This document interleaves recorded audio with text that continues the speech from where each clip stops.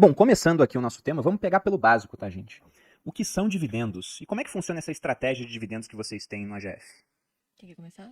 Posso começar. Eu Ah. acho que os dividendos, Bruno e Malu, quando a gente fala de dividendos na Bolsa de Valores, é uma coisa que muita gente acha que é um bicho de sete cabeças, ou muita gente acaba ignorando, porque o senso comum diz que para você ser um bom investidor em ações, é muito simples. Você deve comprar na baixa e vender na alta, né? Isso, todo mundo ouviu isso alguma vez.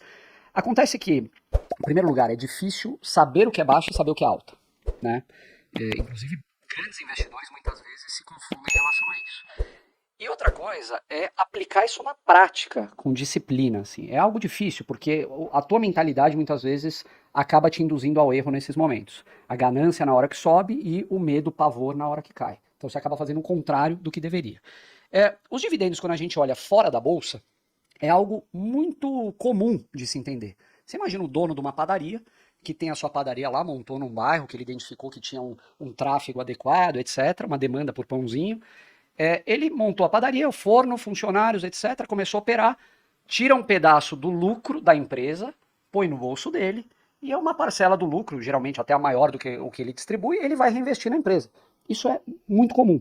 Ele não está preocupado se a padaria dele está valendo mais, está valendo menos, como que ela está cada dia. Ele não faz essa consulta de preço. Quando a gente passa para o mundo da bolsa, todo mundo fala, poxa, mas o dividendo não é importante. A gente ouve várias histórias. O dividendo, nesse caso, seria o que o padeiro botou no bolso. Uma parcela do lucro distribuída aos sócios. Nada mais do que isso. Quando você replicar para o mundo da bolsa, é exatamente a mesma coisa em outra escala. Uhum. Né? Exatamente. E eu gosto de definir também os dividendos como uma métrica para ver se essa empresa está saudável ou não. Tá. Só distribui dividendos empresa que gera fluxo de caixa, né? Então, às vezes, existe essa obsessão por empresas de crescimento, que um dia, talvez, isso venha a acontecer, né? Obviamente que existe todo um retorno esperado por isso, mas por que não você tem empresas que geralmente são muito mais defensivas e que já geram fluxo de caixa, né? Então, vira e mexe, essas empresas saem de moda e a gente consegue comprá-las muito barato, né? E o nosso papel aqui, na verdade, a gente sempre faz uma live com recorrência no YouTube, né? E a gente faz questão de abrir lives, por exemplo, em momentos em que o mundo está em crise. Estourou uma guerra,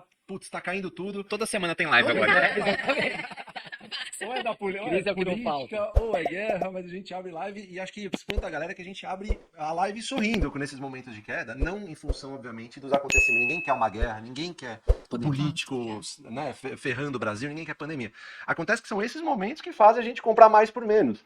E a galera que tá entrando na Bolsa de Valores é muito apressada. Os caras querem ficar ricos do dia pra noite e não querem trabalhar do dia pra noite. E acha que isso é uma coisa que vai acontecer. E a gente tá lá pra falar, não vai acontecer. Se você tá aqui achando que é por isso, você está muito enganado. Você tem uma construção. Um bebê não demora 9 meses para nascer. Mesma coisa com uma carteira previdenciária, não 9 meses. Né? A gente diz que é uma jornada que não tem fim, na verdade. Em algum momento você vai viver de dividendos e vai continuar fazendo a mesma coisa. Todo mês comprando boas ações de boas empresas que pagam bons dividendos a bons preços. Isso não acaba. Então a gente tá. A Jeffers que nasceu para. Que é o que o Barsi faz até hoje. Enquanto a gente está aqui falando, ele está lá na corretora. Eu queria que você falasse, Luiz, um pouco do seu pai, porque até aqui no seu currículo a gente colocou que você é uma embaixadora da metodologia Barsi. Eu vi que você colocou o livro dele aí também. Então, para quem não conhece o seu pai e essa metodologia que vocês têm, tem como entrar em mais detalhes? Sem dúvida. Se eu pudesse sintetizar em uma frase muito simples, seria comprar boas empresas a bons preços que paguem dividendos, né?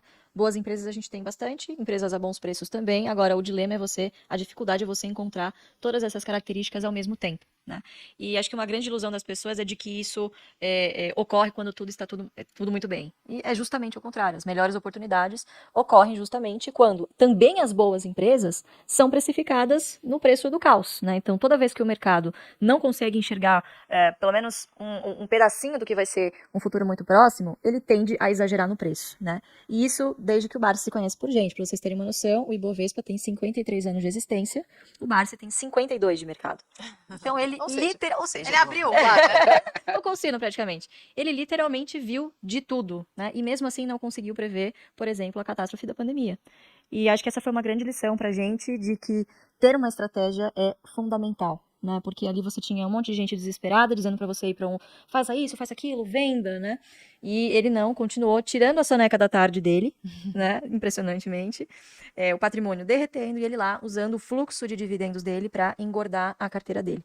Então o dividendo ele não serve somente para te dar essa segurança no futuro, mas ele serve também para te dar um fluxo de caixa, Tá. para nesses momentos em que boas oportunidades aparecem, você usa esse fluxo de caixa que vem dos dividendos para, obviamente, comprar essas boas oportunidades. Então, imaginem o tanto de gente que na época estava na bolsa, né? 2019, início de 2020, falava assim, bolsa 300 mil pontos, né? Então, assim, era de fato um excesso de otimismo que estava pairando ali e muita gente alavancada. Geralmente, quando você tem um excesso de otimismo, você coloca um dinheiro que não era para estar ali. E ele vai para aquela finalidade. Então, infelizmente, muitas pessoas naquele momento tiveram que vender os seus investimentos porque precisaram do dinheiro, né?